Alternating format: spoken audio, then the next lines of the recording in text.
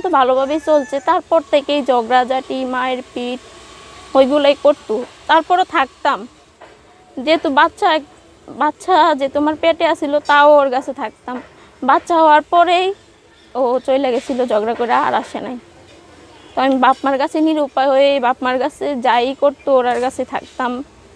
ঝগড়া টগড়া মানে বাপমা এরকম সময় আসে না যে বাপমাও অনেক কিছু বলার পর মানে আমার কিছু করার নাই, আমি কি করবো? আমার তো বাচ্চা একটা ছোট, ওরে থুইয়া কোনোখানে পারিও না কাজে যাইতে বা কিছু। আসসালামু আলাইকুম। দেশে এবং দেশের বাইরে যে যেখান থেকে আমাদের এই ভিডিওটি দেখছেন, সালাম শুভেচ্ছা জানাচ্ছি আমাদের ইউটিউব চ্যানেলের পক্ষ থেকে।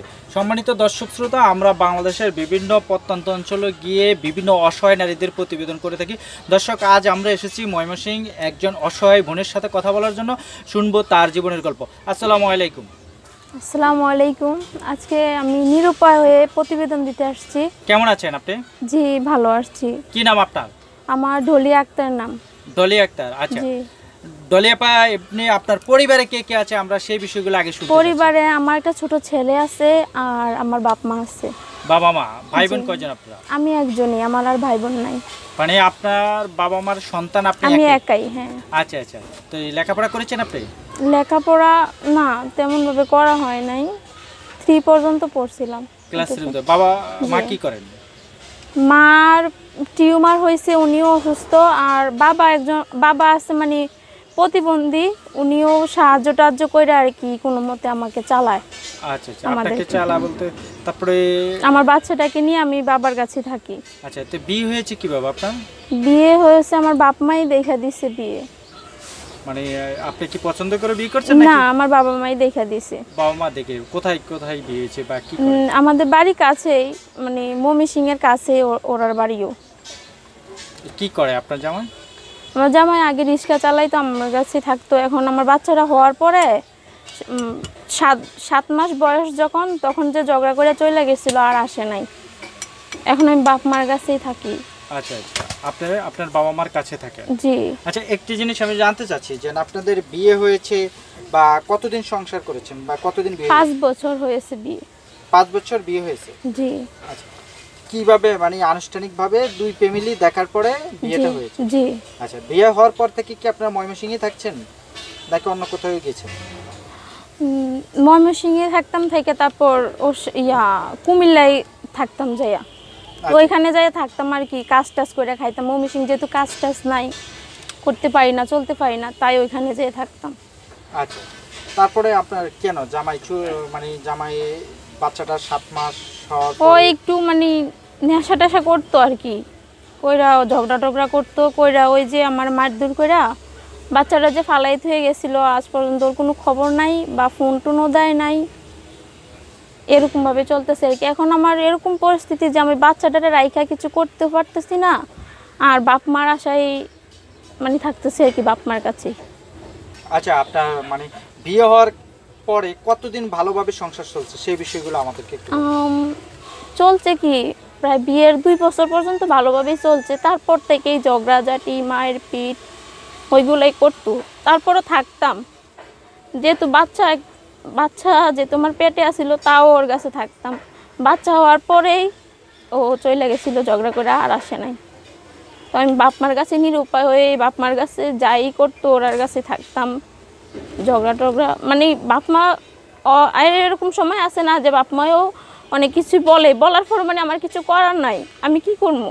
আমার তো বাচ্চা একটা ছোট, ওরে থুইয়া কোনোখানে পারিও না কাজে যাইতে বা কিছু। কেন চলে গেছে সে? আপনার মানে আপনার জামাই কেন চলে গেছে সেটা একটু বলেন তো আমাদেরকে। মানে কোনো আপনার সাথে কি কোনো ঝামেলা বা তার সাথে কোনো না না, ওই মানুষের আছে না যে নেশা যে করে তার কি কোনো হুঁশ থাকে? এমনিতে লেগে যাইতো। ধরেন সংসারে কিছু যদি কথা বলতাম যে সংসারে তো এটা নাই ওইটা নাই, চলতে পারতেছি না, তুমি কাজে যাও, এগুলো বললেই আমার মারধর করতো। এগুলো বললে মারধর করতো? হ্যাঁ। তো এইভাবে কতদিন সংসার করছে? এভাবেই প্রায় 3 বছর সংসার করছি ওর সাথে। ওর সাথে? হ্যাঁ, আর 2 বছর ভালো ছিল, 3 বছরের মাথাতেই গন্ডগোল লাগছিল। আচ্ছা, এখন মানে এই যে বাচ্চা রেখে কতদিন আপনার সাথে তার যোগাযোগ? প্রায় 1 বছর হয়ে যায় ওর সাথে আমার কোনো যোগাযোগ নেই। সে কোথায় আছে আপনি জানেন? না, আমার সাথে কোনো ফোন টোনও দেয় না বা কোনো যোগাযোগও নাই ওর সাথে। মানে কোনো যোগাযোগ নেই? না। তাহলে এখন তো আপনি ময়মনসিংহে আছেন আপনার বাবার বাসায়। জি। আচ্ছা, তো আপনার বাবাও তো ধরেন কোনো কাজ করতে পারে না, মানুষের কাছ থেকে চায়, তো এইভাবে আপনাদের মানে সংসার কি চলে? বা এই তো কোনোভাবে পেটে ভাতে চলে আর কি। পেটে ব্যথা চলে? জি। এই যে আপনার এই ছোট্ট একটা বাচ্চা, তো ও তো দুধ কিনা বা অনেক কিছুর চাহিদার বিষয় আছে, তাই না? জি আছে, ওইগুলো আব্বার মাধ্যমেই চলতেছে আর কি, কোনোভাবে কষ্ট বিষ্ট করে চলতেছে। তো এই এখন পর্যন্ত তাহলে আপনার শ্বশুর বাড়িতে আপনি কি জানাইছেন? আপনার শ্বশুর বাড়িতে কে কে আমার আছে? শ্বশুর শাশুড়ি নাই, আর আমার ননদ একটা ছিল, ওরে বিয়ে হয়ে গেছে। মানে শ্বশুর বাড়িতে তেমন কোনো পরিস্থিতি নাই যে আমি যাইয়া উঠবো বা ওরা আমাকে দেখবে। যেহেতু শ্বশুর শাশুড়ি নাই সংসারে, তাই কেউ খবর নেওয়ারও নাই, খোঁজখবর নেওয়ারও নাই। তার সম্পদ নেই বা জায়গা জমি নেই? না, ওর সম্পদ টম্পদ নাই। এমনিতে বাড়ি মানে থাকার মতো ঘর একটা ছিল আর কি, ওইখানে এখন মামা থাকে, ওর মামা থাকে। ওখানে এখন মামা থাকে, মানে আপনি ওখানেও যেতে পারেন না? না। মানে শ্বশুর বাড়িতে কেউ নাই আপনার? না না। তাহলে আপনি এখন কি করতে চাচ্ছেন? আমি এখন মানে আপনার যে এখন জামাইয়ের সাথে ধরেন সে আপনার খোঁজ খবর নিচ্ছে না, বা কেন আপনি আমাদের এই ভিডিও করতে আসছেন কেন? তাহলে মানে কি জন্য আসছেন ভিডিও করতে? আপনার বাবাও তো ধরেন কোনো কাজ করতে পারে না, মানুষের কাছ থেকে চায়, তো এইভাবে আপনাদের মানে সংসার কি চলে? বা এই তো কোনোভাবে পেটে ভাতে চলে আর কি। পেটে ব্যথা চলে? জি। এই যে আপনার এই ছোট্ট একটা বাচ্চা, তো ও তো দুধ কিনা বা অনেক কিছুর চাহিদার বিষয় আছে, তাই না? জি আছে, ওইগুলো আব্বার মাধ্যমেই চলতেছে আর কি, কোনোভাবে কষ্ট বিষ্ট করে চলতেছে। তো এই এখন পর্যন্ত তাহলে আপনার শ্বশুর বাড়িতে আপনি কি জানাইছেন? আপনার শ্বশুর বাড়িতে কে কে আমার আছে? শ্বশুর শাশুড়ি নাই, আর আমার ননদ একটা ছিল, ওরে বিয়ে হয়ে গেছে। মানে শ্বশুর বাড়িতে তেমন কোনো পরিস্থিতি নাই যে আমি যাইয়া উঠবো বা ওরা আমাকে দেখবে। যেহেতু শ্বশুর শাশুড়ি নাই সংসারে, তাই কেউ খবর নেওয়ারও নাই, খোঁজখবর নেওয়ারও নাই। তার সম্পদ নেই বা জায়গা জমি নেই? না, ওর সম্পদ টম্পদ নাই। এমনিতে বাড়ি মানে থাকার মতো ঘর একটা ছিল আর কি, ওইখানে এখন মামা থাকে, ওর মামা থাকে। ওখানে এখন মামা থাকে, মানে আপনি ওখানেও যেতে পারেন না? না। মানে শ্বশুর বাড়িতেও কেউ নাই আপনার? না না। তাহলে আপনি এখন কি করতে চাচ্ছেন? আমি এখন মানে আপনার যে এখন জামাইয়ের সাথে ধরেন সে আপনার খোঁজ খবর নিচ্ছে না, বা কেন আপনি আমাদের এই ভিডিও করতে আসছেন কেন? তাহলে মানে কি জন্য আসছেন ভিডিও করতে? এই যে কেন মানে ভিডিও করার কারণটা কি তাহলে? ভিডিও করার কারণ হয়েছে, এখন যেহেতু আমার বাবা অসুস্থ, মাও অসুস্থ, আমি আর চলতে পারতেছি না, নিরুপায় হয়ে এই প্রতিবেদন দিতে আসছি, যাতে কেউ আমাকে সহযোগিতা করে, যাতে সাহায্যের হাত কেউ বাড়াইয়া দেয়। আমার বাচ্চাটাকে নিয়ে আমি চলতে অনেক কষ্ট হইতেছে, ওকে ফালাইয়া কোনো কাজে যাইতেও পারতেছি না, যে কোনো কাজ করতে, দুধের শিশু, ওর দুধ কিনতেও পারতেছি না, মানে এরকম পরিস্থিতি। তাই আমি প্রতিবেদন দিতে আসছি, যাতে কেউ আমাকে একটু সহযোগিতা করে, যাতে সহযোগিতার হাতটা একটু বাড়াইয়া দেয় আমার দিকে। আচ্ছা, আপনি মানে ভিডিও করতে আসছেন সাহায্য সহযোগিতা চাওয়ার জি জন্য? জি। এমনি অন্য কোনো কিছু না? না। আচ্ছা, এখন এই যে আপনার জামাই তো আপনার সাথে যোগাযোগ করে না, এখন কি আপনার এই বাচ্চা সহকারে আপনি কি এই সংসারে থাকবেন, বা এই বিষয়ে আপনার কি মন্তব্য, বা নাকি যেভাবে আছে এইভাবে আপনি থাকতে চাচ্ছেন? কোনো মেয়ে চায় না যে এভাবে থাকতে, আমিও তো চাই যে সংসার করতে, একটা সুন্দর করে একটা সংসার করতে, কিন্তু আমি তো পারতেছি না, যেহেতু আমার জামাই ভালো না, ওর সাথে সংসার করব কি করে। আর ও যেহেতু ওর বাচ্চার মায়াই ত্যাগ করে দিছে, বাচ্চার মায়াই ও আসে না, বাচ্চাকে দেখতেই আসে না, তো আর সামনেতে আমার সাথে ও কীভাবে চলবে? আমিও তো ওর আশা করতেই পারতেছি না। আমি আশা ছিলাম 1 বছর, তো এখনও আসে নাই। এখন কি আপনি কি ওকে ডিভোর্স দিবেন নাকি? হ্যাঁ, আমি ওকে ডিভোর্স দেবো। আচ্ছা, ডিভোর্স দিবেন, মানে ডিভোর্স দিয়ে কি করবেন? মানে আপনার নতুন পরিকল্পনা কোনো কিছু আছে? যদি আমি ভালো কাউকে যদি পাই, তো আমার বিয়ে করার ইচ্ছা আছে, যেহেতু আমার বাচ্চাকে যদি মাইনা নেয় কেউ, তেমন কাউকে যদি আমি পাই আর কি, তাহলে আমি বিয়ে করব। মানে কাউকে যদি সেভাবে আপনার বাচ্চা সহকারে, আপনার বাচ্চার বয়স কত? 1 বছর। আচ্ছা, আমরা আপনার পরে প্রতিবেদন আপনার বাচ্চাটাকেও দেখাবো, তখন জি। আপনার পুরো বিষয়টা আমরা আবার শুনবো। হ্যাঁ, আচ্ছা, এই যে আপনি এখন প্রতিবেদন বা আমাদের সাথে যোগাযোগ করার কি নাম্বার কি আপনি কি কোনো ভিডিওতে পেয়েছেন নাকি কারো মাধ্যমে? ভিডিওতে পেয়েছি। ভিডিওতে পেয়েছেন? জি। আচ্ছা, এখন এই যে সাহায্য সহযোগিতা, ধরেন দেখা গেছে আপনি এই ভিডিওতে আমাদের নাম্বার পেয়েছেন, আমরা বিভিন্ন অসহায় নারীদেরকে নিয়ে বিভিন্ন জায়গায় গিয়ে বিভিন্নভাবে প্রতিবেদন করে থাকি। জি। ধরেন অনেকে সাহায্য সহযোগিতা পায়, কেউ পায় না। হ্যাঁ, এখন যেহেতু আপনি সাহায্য সহযোগিতা চেয়েছেন এই ভিডিওর মাধ্যমে, তাহলে আপনার সাথে কিভাবে যোগাযোগ করবে? আমার নাম্বার আছে ফোনের। আপনার নাম্বার আছে? জি। আচ্ছা, যদি সরাসরি এই যে আপনার ময়মনসিংহ এসে যদি আপনার এই ঠিকানায় এসে যদি কেউ যোগাযোগ করতে চায়, তাহলে ঠিক ঢাকা থেকে আসতে হলে কিভাবে আসতে হবে? ময়মনসিংহ আপনার যে আমরা যে এখন যে বাড়িতে আমার আছি, সাথে যদি ঢাকা থেকে আপনার বাড়িতে এসে যোগাযোগ করতে হয়,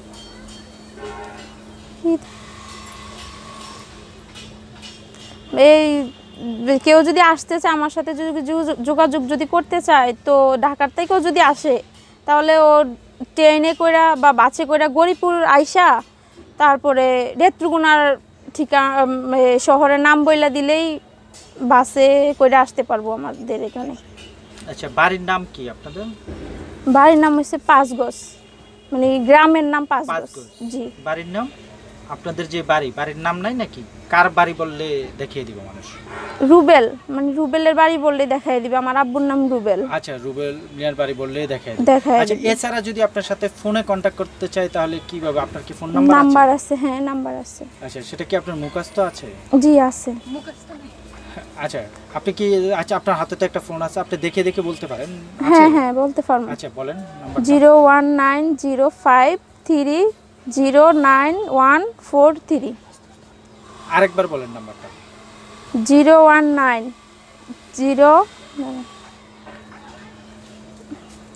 বলেন, দেখে দেখে বলেন, অসুবিধা নেই। আমার ডিলিট হয়ে গেছে। 01905309143। আচ্ছা, এই নাম্বারে ধরেন আপনি যে নাম্বারটা দিচ্ছেন, এখানে অনেক ভালো মানুষও কল দিতে পারে, অনেক খারাপ মানুষও কল দিতে পারে। তো তাদের উদ্দেশ্যে কি কিছু বলার আছে, যে কারা কল দিবে? যারা সাহায্য সহযোগিতা করবে তারাই কল দিবে, নাকি কোনো কিছু বলার আছে? সবাই ফোন দিবে, কিন্তু যারা খারাপ উদ্দেশ্য নিয়ে যে ফোন দিবে যারা, তাদের আমি তো বললামই যে আমি সাহায্যের জন্য, আমি সবার কাছে সহযোগিতা চাওয়ার জন্য আপনাদের মাধ্যমে আমি ভিডিওটা দিয়েছি। আচ্ছা, এখন যদি কেউ যদি আমাকে খারাপভাবে নেয়, তাহলে বলবো যে না, আমার সাহায্য দরকার নাই। যেহেতু আমাকে কেউ যদি সাহায্য করতে চায়, তাহলে আমাকে ভালোভাবে নিবে, নিয়ে আমি সবার কাছে সাহায্য চাওয়ার জন্য ভিডিও দিতেছি। সম্মানিত দর্শক শ্রোতা, আপনারা শুনলেন এই অসহায় বোনটির কথা। হ্যাঁ, যদি কেউ পারেন তাকে, তার যে নাম্বার আছে তার সাথে যোগাযোগ করে আপনারা যদি মন চাই বা কেউ যদি সাহায্য সহযোগিতা করতে চান, তাকে এই নাম্বারে করতে পারেন। তার এই ছোট্ট গল্পটা আপনাদেরকে শোনালাম। দর্শক, তাকে নিয়ে আমরা আরেকটি প্রতিবেদন করব, তখন শুনবো তার বিস্তারিত। ভালো থাকবেন, সুস্থ থাকবেন, আল্লাহ হাফেজ, আসসালামু আলাইকুম।